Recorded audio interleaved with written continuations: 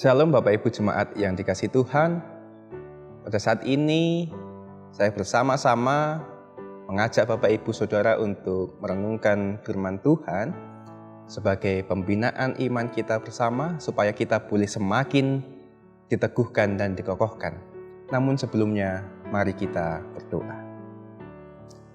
Tuhan Allah Bapa kami, di waktu yang baik ini kami mengkhususkan waktu kami untuk mendengarkan sabda firman-Mu. Biarlah Tuhan memberkati kami, sehingga firman-Mu boleh merasuk ke dalam hati kami, boleh menyegarkan iman kami, memuaskan kerinduan kami akan firman-Mu. Bersabdalah ya Tuhan, kami siap mendengarkan. Amin. Bapak Ibu Jemaat yang dikasihi Tuhan, mari bersama-sama kita membuka Alkitab kita dari kitab Ulangan pasalnya yang ke-31 ayatnya yang pertama sampai dengan yang ke-8.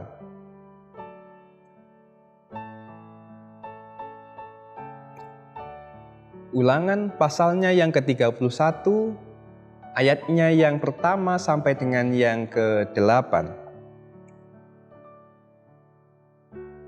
Lembaga Alkitab Indonesia memberikan judul Yosua sebagai pengganti Musa.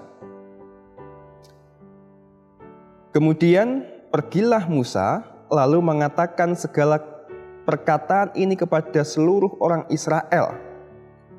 Berkatalah ia kepada mereka, "Aku sekarang berumur 120 tahun. Aku tidak dapat giat lagi, dan Tuhan telah berfirman kepadaku, Sungai Yordan ini tidak akan kau seberangi. Tuhan Allahmu dialah yang akan menyeberang di depanmu. Dialah yang akan memunahkan bangsa-bangsa itu dari hadapanmu, sehingga engkau dapat memiliki negeri mereka. Yosua, dialah yang akan menyeberang di depanmu, seperti yang difirmankan Tuhan. Dan Tuhan akan melakukan terhadap mereka seperti yang dilakukannya terhadap Sihon dan Og, raja-raja orang Amori yang telah dipunahkannya itu, dan terhadap negeri mereka. Tuhan Allah menyerahkan mereka kepadamu, dan haruslah kamu melakukan kepada mereka tepat seperti perintah yang kusampaikan kepadamu. Kuatkan dan teguhkanlah hatimu. Janganlah takut dan janganlah gemetar karena mereka, sebab Tuhan Allahmu, dialah yang berjalan menyertai engkau. Ia tidak akan membiarkan engkau dan tidak akan meninggalkan engkau. Lalu Musa memanggil Yosua dan berkata kepadanya di depan seluruh orang Israel, "Kuatkan dan teguhkanlah hatimu, sebab engkau akan masuk bersama-sama dengan bangsa ini ke negeri yang dijanjikan Tuhan dengan sumpah kepada nenek moyang mereka untuk memberikannya kepada mereka. Dan engkau akan memimpin mereka sampai mereka memilikinya. Sebab Tuhan, Dia sendiri akan berjalan di depanmu. Dia sendiri akan menyertai engkau. Dia tidak akan membiarkan engkau dan tidak akan meninggalkan engkau. Janganlah takut dan janganlah patah hati." Demikianlah sabda firman Tuhan. Berbahagia kita yang membaca firman Tuhan dan melakukannya dalam kehidupan hari lepas hari. Amin. Bapak Ibu Jemaat yang dikasihi Tuhan Yesus Kristus, dalam kehidupan ini kita memiliki banyak ketakutan dan kekhawatiran, dan itu sesuatu yang lumrah dan manusiawi. Melalui perikop ini kita juga dapat melihat bahwa Musa sebagai orang yang dipilih oleh Allah untuk membawa bangsa Israel keluar dari tanah Mesir tidak mampu menyelesaikan tugasnya. Bukan karena Musa tidak mau menyelesaikannya, tetapi secara fisik tidak lagi memungkinkan.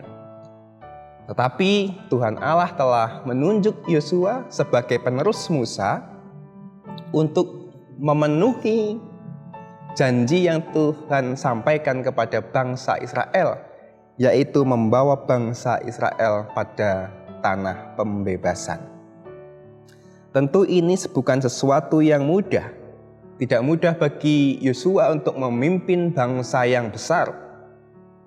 Tidak mudah juga bagi orang Israel untuk menerima pemimpin yang baru.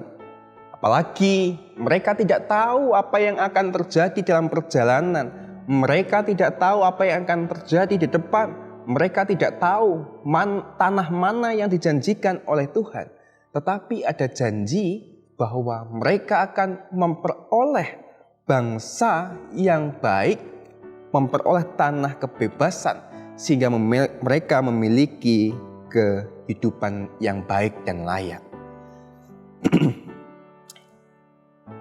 Sebelum Musa menyerahkan tugas itu kepada Yosua, Musa telah berpesan menasehati bangsa Israel, demikian juga menasehati Yosua, supaya jangan takut, jangan gentar, jangan patah hati.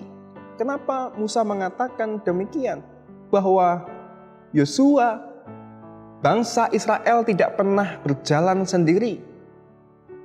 Karena Yosua bersama dengan bangsa Israel senantiasa disertai oleh Allah. Allah berada di depan mereka. Allah sendiri yang memimpin. Allah sendiri yang akan menjaga mereka. Bukankah itu sesuatu janji yang lain? Bukan hanya tanah yang akan mereka terima, tetapi di tengah perjalanan menuju tanah perjanjian itu ada penyertaan Tuhan, ada perlindungan Tuhan, ada wujud cinta kasih Tuhan di tengah-tengah kehidupan mereka yang masih sulit. Nah, itu juga yang patut kita renungkan dalam kehidupan kita saat ini. Itu juga yang perlu kita ingat dalam kehidupan kita saat ini. Kita tidak tahu kapan pandemi ini akan berlalu. Kita tidak tahu kapan pandemi ini akan berakhir dan bagaimana kehidupan selanjutnya setelah pandemi ini berakhir. Kita memiliki banyak ketakutan. Kita mungkin punya banyak pertanyaan yang tidak terjawab, pertanyaan yang dijawab tetapi tidak memuaskan, sehingga menimbulkan kekhawatiran, menimbulkan ketakutan, dan mungkin banyak dari kita patah hati karena kehilangan pekerjaan, patah hati karena harus isolasi mandiri, patah hati karena tidak bisa beribadah. Banyak pergumulan hidup yang kita alami, tetapi firman Tuhan saat ini mengajak dan mengingatkan kita. Jangan takut, jangan khawatir, jangan patah hati. Karena Tuhan sendiri yang ada di depan kita. Tuhan sendiri yang memimpin jalan yang kita lalui. Dan Tuhan senantiasa memberkati kita sekalian. Amin. Mari kita berdoa. Tuhan, Engkau mengetahui ketakutan dan pergumulan yang kami alami. Mungkin kami patah hati ketika kami harus menjadi orang yang menderita COVID. Kami harus terisolasi dari sanak keluarga kami. Kami terisolasi dari komunitas di mana kami ada.